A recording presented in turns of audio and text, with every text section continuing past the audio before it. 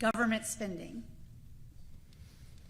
Look, you and I have to balance our budget, and that's becoming harder and harder to do in this economy because of rising inflation, because of crushing regulation. But our government doesn't seem to acknowledge that. We've got so many Washington insiders that are more concerned about funding Washington, are more concerned about paving their path to power than they are about empowering our communities. And the reality is that we're headed towards a financial cliff.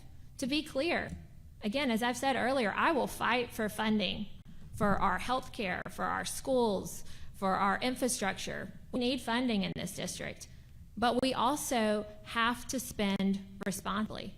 This administration has been throwing money at reckless initiatives.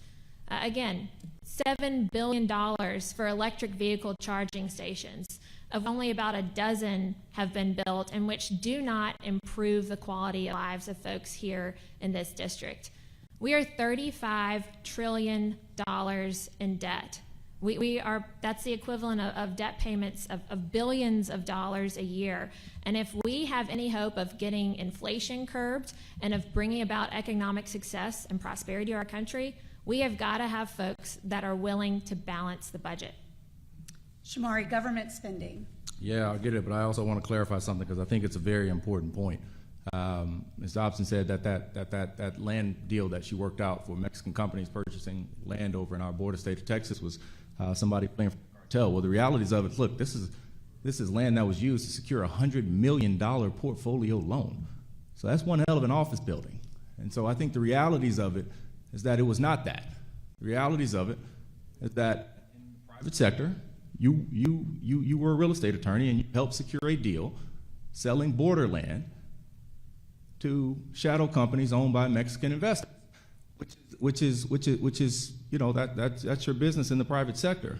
But what we cannot do is now sit here and say that we have the solutions to secure our borderland when that is what we have spent our careers doing.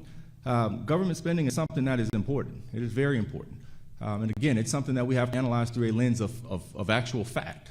And that border piece, that's not something that we just drummed up. That is literally laid out on my opponent's website as a career achievement. But we have to understand this.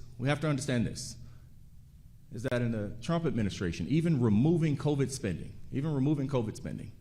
he added almost $5 trillion to the American deficit. You know how much Joe Biden has done? About two. So we have to understand that we have an obligation to make our government spending responsible and effective, but we also have to address this through a lens of reality.